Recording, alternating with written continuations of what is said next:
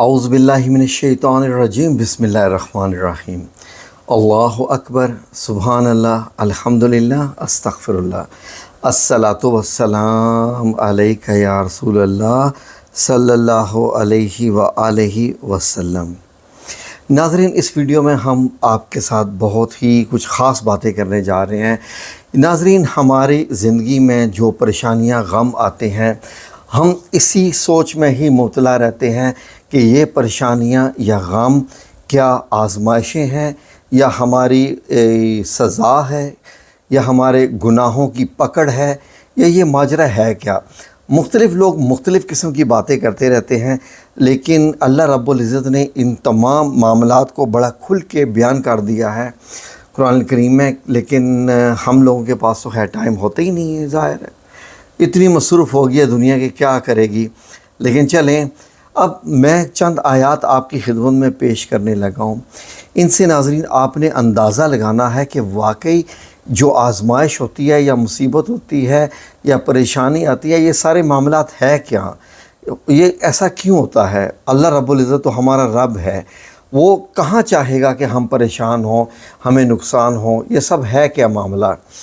تو پہلی جو میں آیت آپ کی خدمت میں پیش کرنے لگا ہوں وہ بھی سنیے، اور اس کے بعد حضرت ام سلمہ سے ایک روایت ہے اور وہ ان آیات سے متعلق ہی ہے، اور وہ بڑا خاص آپ نے فرمایا ہے۔ حضرت ام سلمہ رضی اللہ تعالی عنہا، آپ کو معلوم ہے ہماری امہات المومنین میں سے، ہماری ماؤں میں سے ایک ہیں، تو آپ کی احادیث مبارک جو ہیں، آپ سے روایات ہیں، وہ آپ سنیں گے تو آپ کو کافی حد تک آج کلیئر ہو جائے گا کہ یہ آزمائش یا مصیبت یا پریشانی یہ ہوتی کیا ہے۔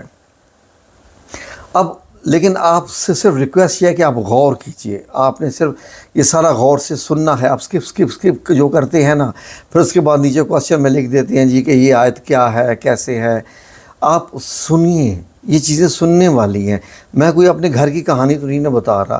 قرآن الکریم میں اللہ رب العزت نے جو سارا نظام بتایا ہے، میں اس کی آپ کو چیز بتا رہا ہوں، ٹھیک ہے، سمجھنے کی کوشش کیجئے۔ سورہ البقرہ کی آیات 155، 156، 157 اتنا کلیئر اللہ رب العزت نے بتا دی ہے، غور سے سنیے۔ ترجمہ آپ کی خدمت میں پیش ہے اور سنیے۔ ناظرین، یہ آیت 155 ایسے ہے، وَلَنَبْلُوَنَّكُمْ بِشَيْءٍ مِّنَ الْخَوْفِ وَالْجُوعِ وَنَقْصٍ مِّنَ الْأَمْوَالِ وَأَنفُسِ وَالثَّمَرَاتِ وَبَشِّرِ الصَّابِرِينَ وَبَشِّرِ الصَّابِرِينَ۔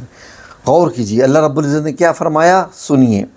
سمجھنے کی بات ہے، اب سمجھ جائیں تو آپ انشاءاللہ سمجھ سکتے ہیں، لیکن ٹائم نہیں ہے نا آپ لوگوں کے پاس۔ سنیے ذرا۔ اور ہم کون؟ اللہ۔ اور ہم کسی قدر خوف، بھوک اور مال اور جانوں اور میووں کے نقصان سے تمہاری آزمائش کریں گے۔ آپ سمجھیے کیا کیا چیزیں بیان ہو رہی ہیں۔ خوف، کسی قدر خوف کیا ہوتا ہے؟ خوف اس چیز سے بھی ہو سکتا ہے کہ آپ کو یہ خوف ہے کہ آپ کے ساتھ کچھ ہونے والا ہے، آپ بیمار ہو، آپ مر جاؤ گے، آپ پریشان ہو جاتے ہو، کیا بنے گا، اس کا کیا بنے گا، اس کا کیا بنے گا، اب کیا ہوگا۔ تو یہ خوف جو ہمارے اندر جو کہ ڈپریشن بن جاتے ہیں، اور ہم ہر چیز کے خوف سے ڈرتے ہیں، حتیٰ کہ ہم اس سے بھی ڈرتے ہیں کہ ہمارے پاس پیسے نہیں ہوں گے تو ہم مر جائیں گے، ہمارے بچے کیا کھائیں گے، کیا کریں گے۔ تو یہ سارے کے سارے یہ خوف، اس قسم کے خوف۔ اور بھوک، فار ایگزامپل جو بندہ ایک دم غریب ہو جائے، کھانے کے پیسے نہ رہیں، تو وہ یہ سمجھے کہ یہ جو بھوک ہے یہ اس کی آزمائش ہے۔ اللہ رب العزت کیا فرمایا ہے، تمہاری آزمائش کریں گے۔ لفظی آزمائش اللہ نے جو ہے وہ استعمال کیا ہے۔ بھوک اور مال، ٹھیک ہے، اور مال کا مطلب کیا ہے؟ جب آپ کے کاروبار نہیں چلتے تو یہ آپ کی آزمائش ہے۔ کاروبار میں گھاٹا ہو جاتا ہے، خسارہ ہو جاتا ہے، یہ آپ کی آزمائش ہے۔ آپ کا مال چھین لیتا ہے کوئی، یہ آپ کی آزمائش ہے۔ پھر اس کے بعد جانو، زندگی بھی تو چلی جاتی ہے نا، اللہ رب العزت اولاد دیتا ہے اور وہ اولاد واپس بھی لے لیتا ہے۔ تو پھر کبھی اللہ رب العزت کسی کی، یہ سب دیکھیں زندگی تو آنی جانی چیز ہے نا، تو یہ جس کی موت ہوگی وہ تو ٹھیک ہے، اس کا ایک اپنا معاملہ ہے اللہ کے ساتھ، لیکن جو زندہ رہ گئے، فار ایگزامپل ایک باپ ہے، اس کا بیٹا جو ہے وہ دنیا سے چلا گیا ہے، اب اس کے لیے تو یہ آزمائش ہے بڑی سخت قسم کی، تو یہ ہو گیا۔ اور میووں کے نقصان سے، میووں پھلوں کے نقصان، پھلوں سے نقصان سے کیا مراد ہے کہ آپ کے پاس جائیدادیں ہیں، تجارت کا مال ہے، آپ کے پاس بہت مال ہے، آپ نے گوداموں میں رکھا ہوا ہے وغیرہ وغیرہ، لیکن کیا ہوا ہے کہ وہ نقصان ہو گیا، چوری ہو گیا ہے یا خراب ہو گیا ہے۔ دیکھیں تجارت کا مال تو آج ہمیں سمجھ آتی ہے، اس وقت کے زمانے میں جو آپ کے پھل ہوتے تھے وہی آپ کے جو ہے وہ ایسٹس ہوتے تھے، آپ کے باغات آپ کے ایسٹس ہوتے تھے۔ تو اللہ رب العزت فرما رہے ہیں کہ میووں کے نقصان سے تمہاری آزمائش کریں گے، تو آگے غور ہے وَبَشِّرِ الصَّابِرِينَ، اور آگے اللہ رب العزت نے ان لوگوں کو بتا دیا کہ آزمائش کریں گے، خوف، بھوک، مال، جانوں، میووں کے نقصان، اور وہ جو صبر کریں گے ان تمام معاملات میں، ان کے لیے جو ہے وہ خوشنودی ہے، بشارت ہے ان کے لیے۔ تو ان لوگوں پہ جب کوئی مصیبت پیدا ہوتی ہے کیا ہے، الذین اذا اصابتہم مصیبۃ قالوا انا للہ وانا الیہ راجعون، اور یہ اللہ رب العزت نے ان کی دوسری خصوصیت بتائی جو کہ صبر کرنے والے ہوتے ہیں، کہ ان لوگوں پر جب کوئی مصیبت واقع ہوتی ہے تو وہ کہتے ہیں ہم اللہ ہی کا مال ہیں اور اسی کی طرف لوٹ کر جانے والے ہیں۔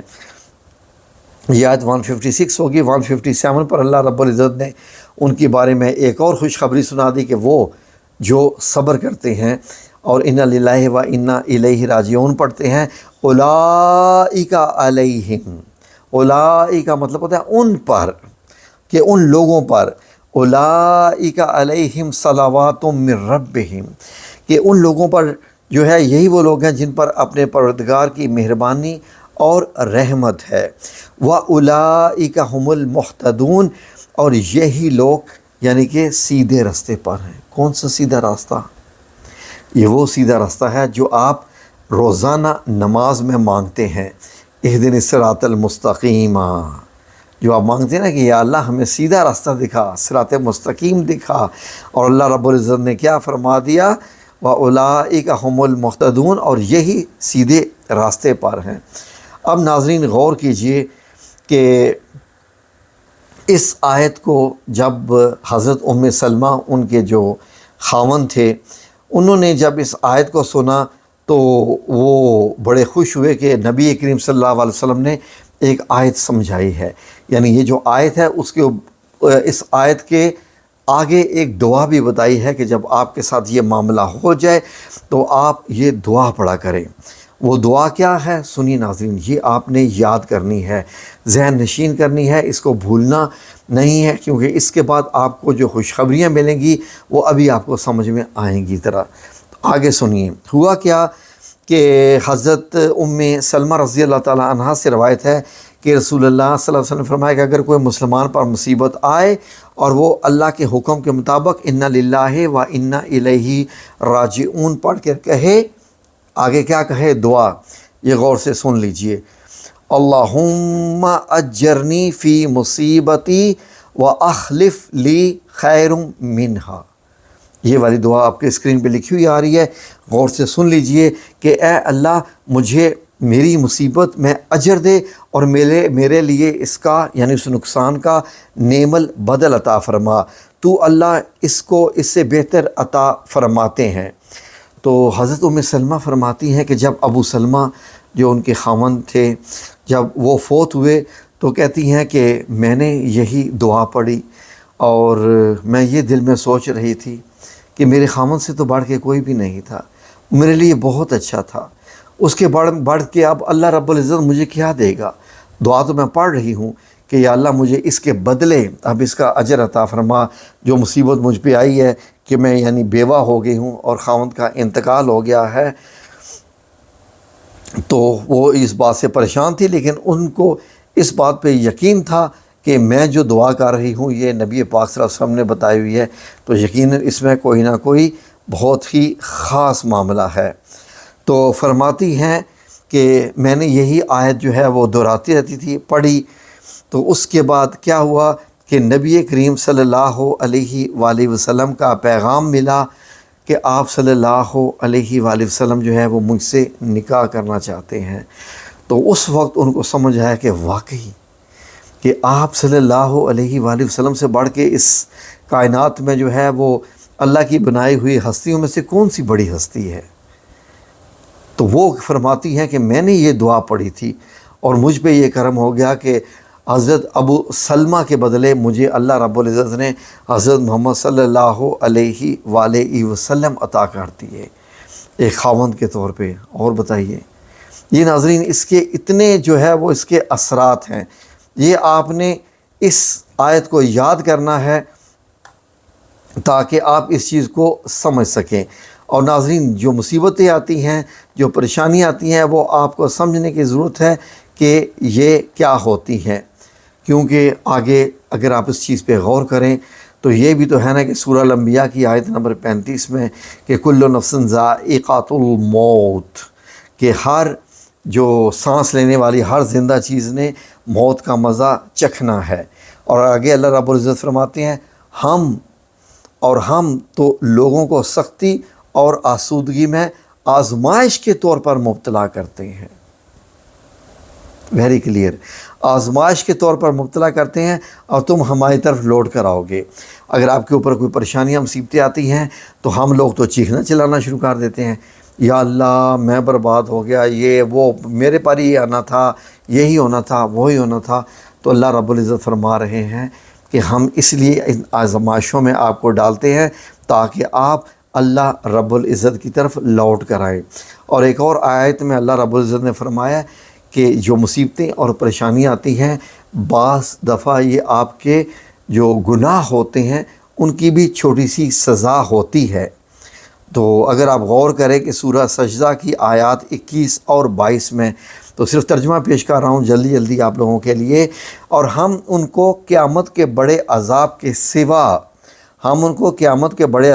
سوا عذاب دنیا کا بھی مزہ چکھائیں گے کہ شاید ہماری طرف لوٹ آئیں، تاکہ اللہ سے جو ہے وہ معافی مانگیں، توبہ استغفار کریں اور پھر اچھے کام شروع کر دیں، شاید ہماری طرف لوٹ آئیں، لعلہم یرجعون۔ اور اس شخص سے بڑھ کر ظالم کون ہوگا جس کو اس کے پروردگار کی آیتوں سے نصیحت کی جائے تو وہ ان سے منہ پھیر لے، ہم گناہگاروں سے ضرور بدلہ لیں گے۔ تو اللہ رب العزت فرما رہے ہیں کہ گناہگاروں سے ضرور بدلہ لیں گے۔ سمجھنے کی ضرورت ہے، کاش کہ ہم سمجھ جائیں تو ہم شاید ان سے بچ جائیں۔ تو یہ آیت آپ کو جو مصیبت کے وقت کی بتائی ہے، اگر مصیبت آزمائش آتی ہے آپ یہ آیت پڑھیے، اس کے ساتھ پھر نبی کریم صلی اللہ علیہ وسلم کی بتائی ہوئی دعا، یہ دونوں آپ مل کے پڑھیے، تو اس کے بعد یہ دیکھیے کہ اللہ رب العزت آپ کے لیے کیا سے کیا انعامات آپ کو دیں گے انشاءاللہ باذن اللہ تعالیٰ۔ اللہ رب العزت آپ لوگوں کو اپنی حفظ و امان میں رکھے، آمین یا رب العالمین، برحمتک یا ارحم الراحمین۔